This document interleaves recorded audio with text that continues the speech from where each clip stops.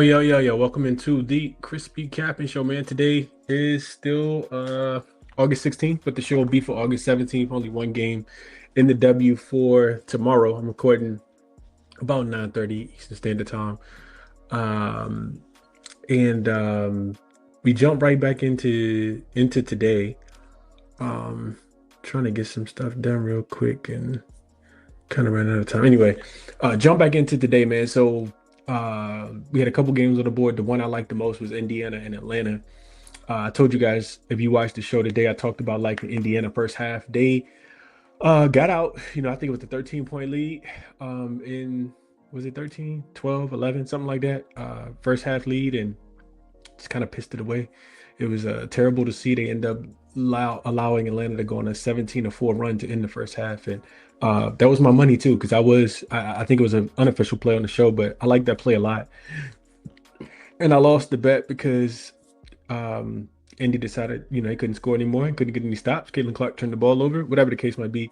I ended up betting Indy full game as well, plus the 1.5. As soon as Jordan Canada got rolled out, and that was a winner, so I ended up splitting.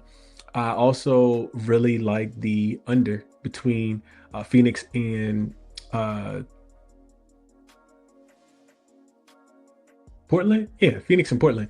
And it even went up 176.5 when we talked about it. 178.5 is what it closed at, I think. And it didn't get to 170 at all. So I think that would have been the winner that I didn't get a chance to put in. We've been getting crazy storms on the East Coast, and this the weather kind of like really threw me off, if I'm being completely honest. So just had to kind of shuffle some things, so I didn't end up playing it. Needless to say, neither here nor there.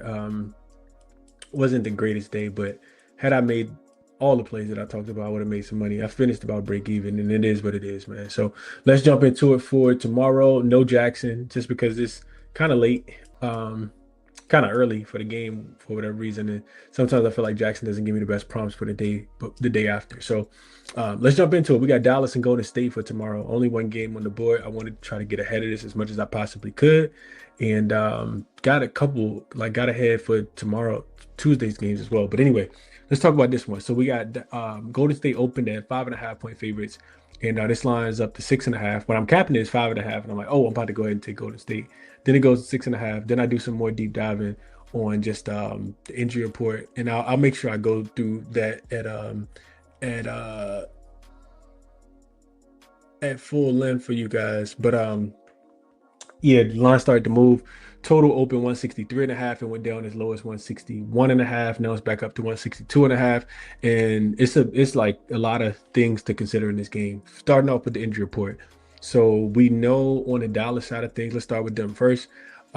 They have been without Jessica Shepard over their last few games. She was dealing with a right ankle injury that she sustained on August the 9th. In the first quarter that lost to the Minnesota Lynx. She's been day to day for a while now. And then AZ Fudd, of course, has also been out with some right knee soreness that surfaced around August the 7th. She's missed the last 4 straight games, and they really just saying that it could be, some caution. Her return to play protocol. We'll see. But she's been progressing. I think she probably could have played in that last game. She didn't. If she doesn't play in this one, I don't think they play again until next Thursday. So it'll be a ton of time, for her to get right before playing the next game. Something tells me that AZ is probably going to play in this spot though. Like it wouldn't surprise me if they, ruled her out, but I kind of feel like she's going to play. And then the update for Jessica Shepard is that she's listed as probable for tomorrow. So some things kind of working for Dallas. And then on the Golden State side of things, Janelle Salon is listed as questionable. And Kia Stokes is off the injury report as well. I think she did miss that last game due to concussion protocol. So injury report is significant in this spot. As far as the game though, like we've seen these two teams play twice already, and Golden State is they've kind of beat up on Dallas twice. First game of the season, Golden State won by 11. They were laying 3.5, and then 94-76 back on August the 7th. So the most recent game about 10 days ago, they were laying 1.5 in Dallas is what that closed at. That was the game that AZ got rolled out. Both games went over the total, so we've seen Dallas struggle to score Dallas struggle to get stops in these spots.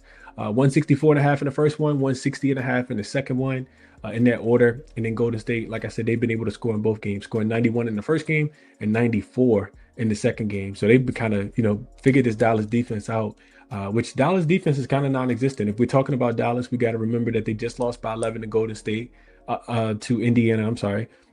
We talked about, liking the 7. I think that's what it was when I gave it to you guys. I think it finished 7.5, close 7.5, and they won that game and covered on Friday. So now they do have 2 days off of rest, but it still is a ton of travel. We've talked about it, and this was part of my analysis in the last game.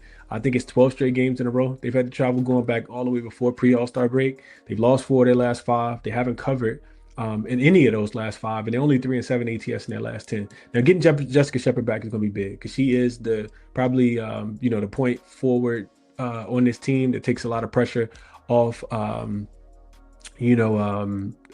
Paige having to make every play.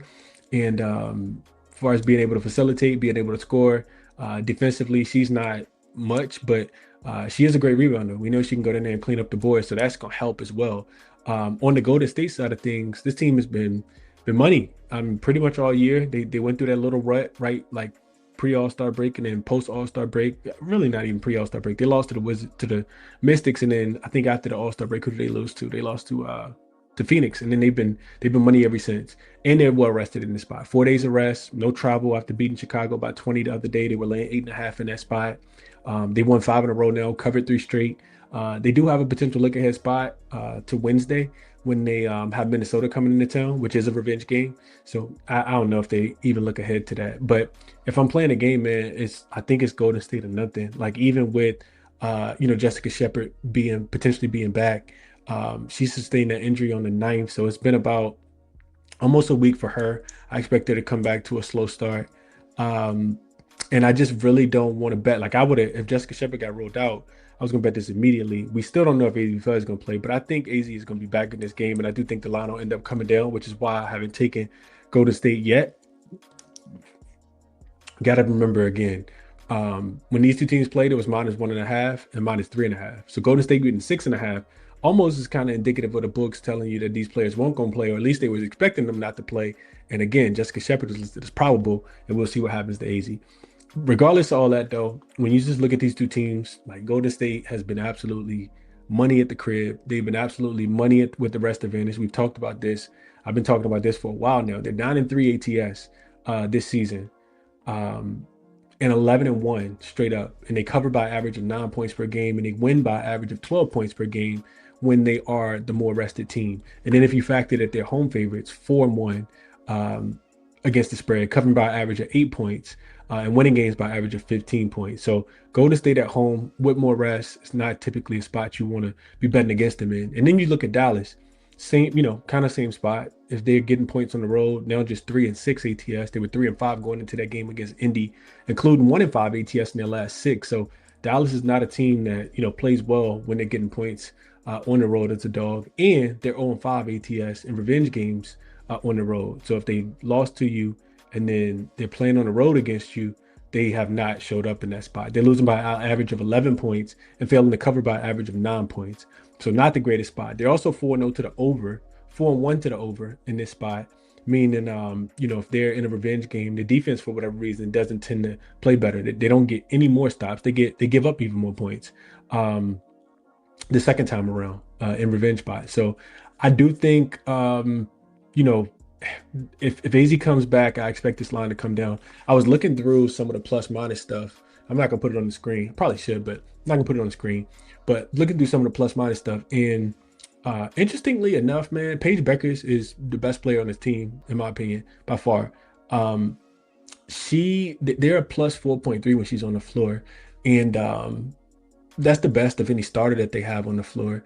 But outside of AZ Fudd is actually they have plus 6.9 with her on the floor. 112 offensive rating and a 105 defensive rating. She has the best defensive rating, of course, anybody in the starting lineup.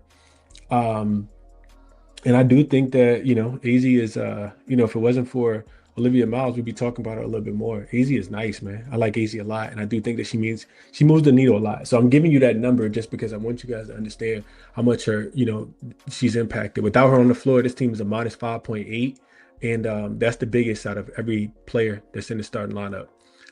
They really, really need her contributions, and really it's defensively. They got a 109 defensive rating with her off the floor and a 105 defensive rating with her on the floor, and that's significant. So I do think that this line comes back down, which is why I'm not going to buck the trend and or follow the trend with Golden State quite yet.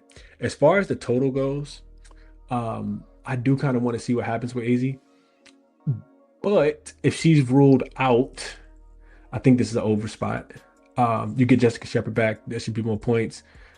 Dallas should want to play a little bit faster. And Golden State has already proven that Dallas really can't stop them from scoring the basketball at home with the rest advantage in this spot as well. Total going back up. I agree with it. Over 162.5. It's a pretty low total. Golden State totals have been pretty low recently, and they've been able to score and get up and over these numbers. So, yeah, those are the quick thoughts for the game. If I was to go over to the Moneyballer, let you guys see it from this perspective and see if I can minimize myself a little bit. So we go to tomorrow. There's a link in the description if you guys are interested in checking out Moneyballer. We go injury report. You can see Azare. I forgot all about Azare James. I didn't see her name on the injury report at all. Not sure if she'll be back or not. AZ, Jessica Shepard, Janelle Salam here. So we got the Wings with the rest disadvantage, double-digit in-season revenge, well rested 2 days of rest. Valkyries, like I said, 4 days of rest. I got revenge off double-digit loss, one of my systems. Home favorite with more rest before and after the game, a spot that I'm typically not fading. 5-1 ATS this season. You can see that. It says to take the Valkyries 8-4 in the last year and 59% all time as well. So this is a good spot to back the Valkyries in. We go home road. We can see that the Valkyries are really, really good. 5th in offensive rating, 2nd in defensive rating, 3rd in net rating when they're playing at home. Ball Hauler gets crazy, and the Wings, conversely, 5th in offensive rating on the road, but 13th in defensive rating, and they are minus 1.67 in net rating as well. Both of these teams play pretty slow in their respective spots. Valkyries, of course, the slowest paced team, and the Wings on the road are 12th in pace as well. So could be a slower paced game. I just think that we see points. If we look over here, we look at the Wings scoring right here. 91 is what they score on the road, and they give up 90.5 is what they score. They give up 91. The Valkyries at the crib score 84, and they allow 76. So what's that? 160. Yeah, it's 160. But the Wings again 181. So I do think this game is some I think some scoring happens in this game as well. Trend wise, we can see that the Wings have struggled 7-12, both straight up and against the number in their last 10 games, and Valkyries 11-7 in the first half. Yeah, and it's a home favorite 9-5, so they've been really good in this role also. Yeah, that's it. That was it. Player prop wise, I kind of landed on Arike Ogunbowale and looking at her points. I was looking at Arike points in general, and she's done more good than bad this season. She's sitting at 15.5. I do think that if Jessica Shepard comes back, which she's listed as probable, that probably hurts her points a little bit. It'll take the ball out of her hands a little bit, in my opinion. If we go here and go games played with, we put Jessica Shepard on the floor, and not that bad. What is this? Averaging right at 14.5. I also looked at her games this season against Dallas. I'm sorry, against Golden State. She did have 21 points in this game. They lost, but she only had 5 in this game, and she played pretty much 27 minutes in both. And I don't know, she played well in Golden State. That was pretty interesting. If we just look at the full season, and again, it's hard to figure this out if we don't know if Azzy's gonna play or not.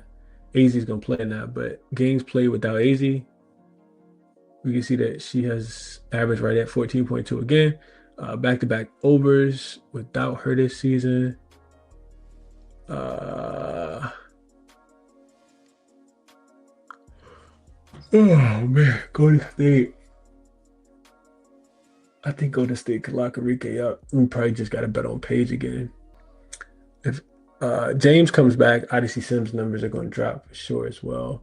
And then I just really don't enjoy betting on Golden State Valkyrie players to do anything. They just too much of a group in my opinion. So probably won't be betting any of their stuff individually. I felt like it was something else I wanted to show you guys, but I guess that's it. Yeah, we'll leave it at that. We will leave it at that. All right, deep dive to the whole entire game, man. Hit the like if it was helpful. Subscribe if you guys have not, and see if we can get to the recap section real quick and jump off of here, man. As much as I want to say I'm making a play right now, I'm not, because I desperately need to know what's going on with AZ before I bet this game. But I do lean over, even though I know her coming back will help the defense out a lot. I just think that both teams will be able to score. So over 162.5, I do think I think that's in play. This is Dallas Golden State. And with AZ, I don't like the 6.5, honestly. It'll be her first game back, but I do think that she can make a little bit of an impact. Not enough for Golden State not to win. I just don't want to get the worst of the number either. I think Golden State can win and cover this game. If I'm betting, that's the way I'm betting. I don't want Dallas in this spot. They'll be motivated for sure. But I think Golden State's the better team. So that's my thought. Enrique probably points under, and I'll wait to see what happens with the injury report with AZ. All right, that's it. One ugly game. I think Tuesday is 4 games, so hopefully we'll have a couple looks. There's one that I'm looking at already, just kind of waiting to see if the number goes up a little bit, and then we'll go from there. But yeah, that's it. Resources all linked in the description. Jackson Outlier, Moneyballer, Odds Jam. Y'all enjoy the day, man. Enjoy your Monday. Get off, the week on the right foot. Support the channel by hitting the like button on the way out, subscribing, and turning the notification bell on so you guys know when I do drop a video. And I will catch you guys in the next one, man. I'm out.